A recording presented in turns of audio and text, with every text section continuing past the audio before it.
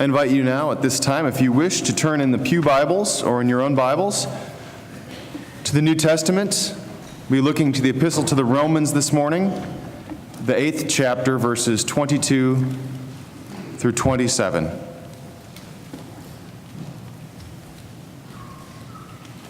Hear now these words. We know that the whole creation has been groaning in labor pains until now. And not only the creation, but we ourselves, who have the first fruits of the Spirit, groan inwardly while we wait for adoption, the redemption of our bodies. For in hope we were saved. Now hope that is seen is not hope. For who hopes for what is seen? But if we hope for what we do not see, we wait for it with patience. Likewise, the Spirit helps us in our weakness, for we do not know how to pray as we ought, but that the very Spirit intercedes with sighs too deep for words. And God, who searches the heart, knows what is the mind of the Spirit, because the Spirit intercedes for the saints according to the will of God.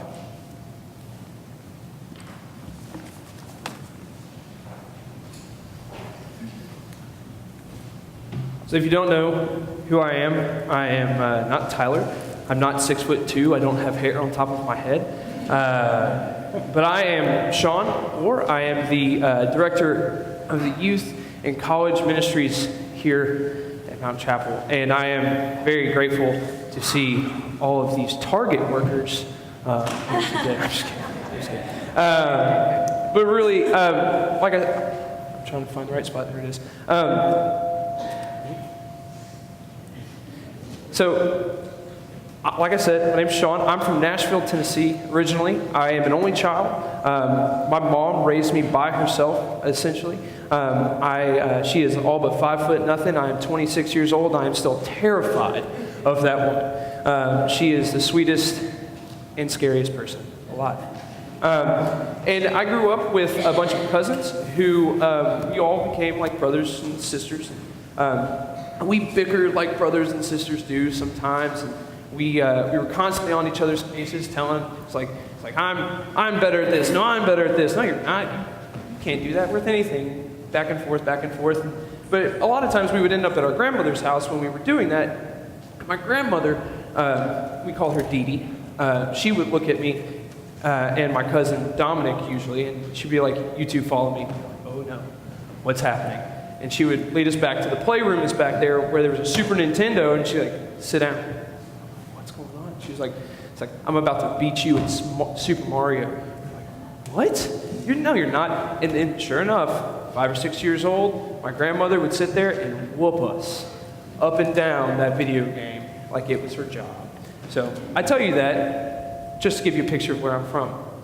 Not because that has anything to do. I just wanted to see y'all smile a little bit. So, today's Pentecost Sunday, and Tyler kind of took some of my fun facts, but that's okay, about Pentecost. But today we invited you to wear red, because red symbolizes the power the Holy Spirit has in our lives today. Pentecost is also recognized as the birthday of the church. In Acts chapter 2, as we said, disciples are meeting from all over the place, and the Holy Spirit falls on them, and they are able to speak in tongues, aka they were speaking in different languages all across the world. We see that as the moment the church was born, the moment the church was able to be the church, where differences didn't matter. So today we're going to focus on the Holy Spirit, rightfully so, because that's what it's about. And Tyler read from Romans chapter 8, 22 through 27, but I want to focus on the later half of that, verses 26 and 27. Likewise, the Spirit helps us in our weakness, for we do not know how to pray as we ought, but that very Spirit intercedes with sighs too deep for words. God, who searches the heart, knows what is the mind of the Spirit, because the Spirit intercedes for the saints according to the will of God.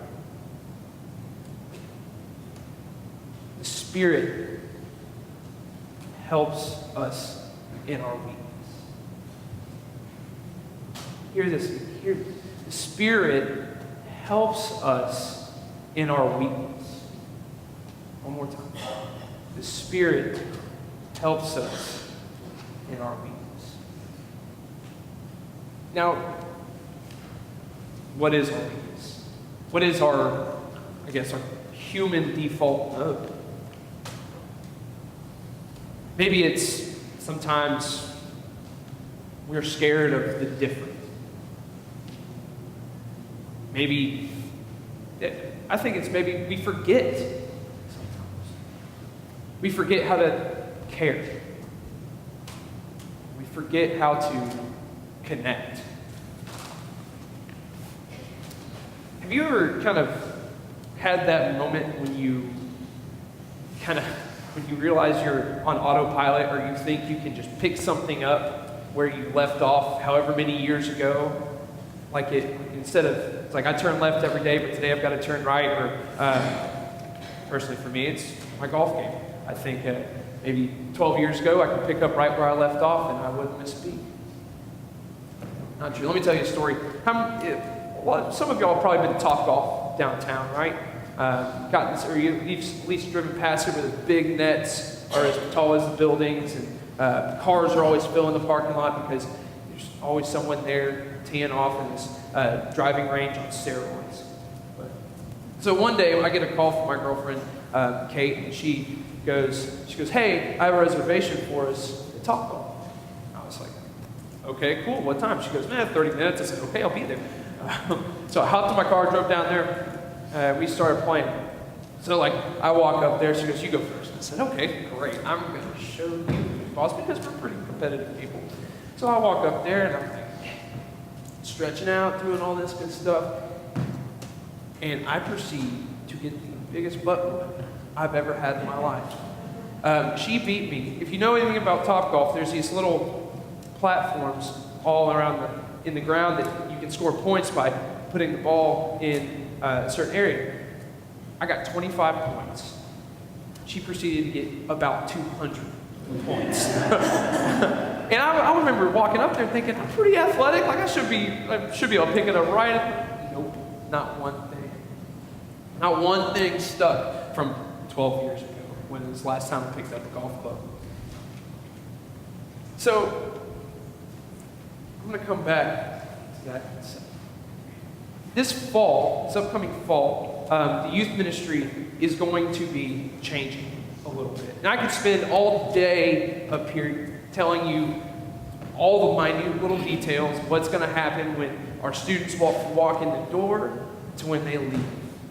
On Sunday mornings, on Sunday nights, when we go on trips, I could tell you them. But then we'd be up here all day and you would all be asleep. So it wouldn't work. But I do want to tell you what the youth ministry, what their mission is going to, what our mission is going to be come the fall.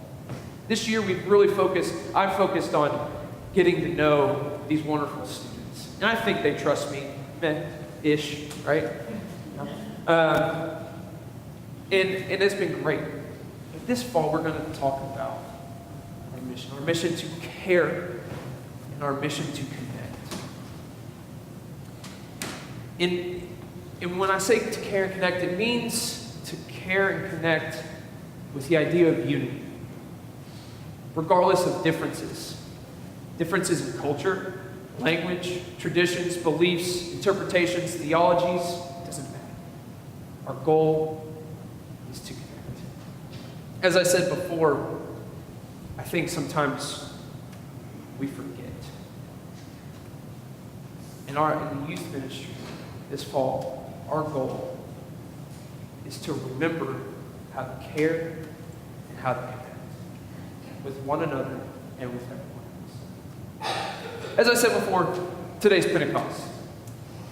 Pentecost, like I said, deals with the Holy Spirit. I'm going to repeat myself here in a second, but it's the church's birthday also. Pentecost symbolizes the power of the Holy Spirit in our lives.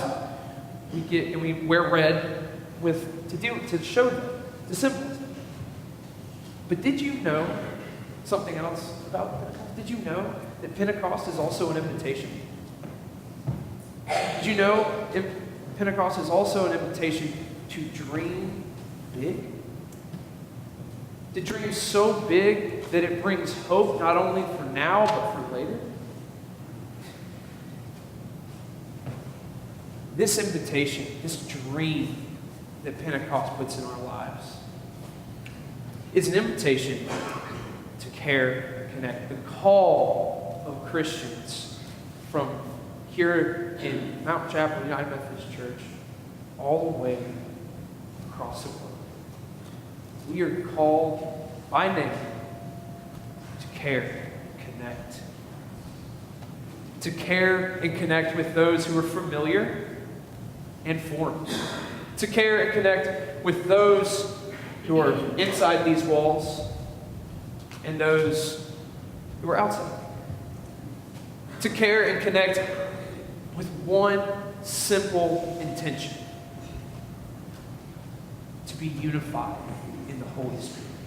To be unified so that we don't forget what it's like to look at your brothers and sisters when you leave this place and say, I care for you and I want to connect with you on such a level that it changes your life.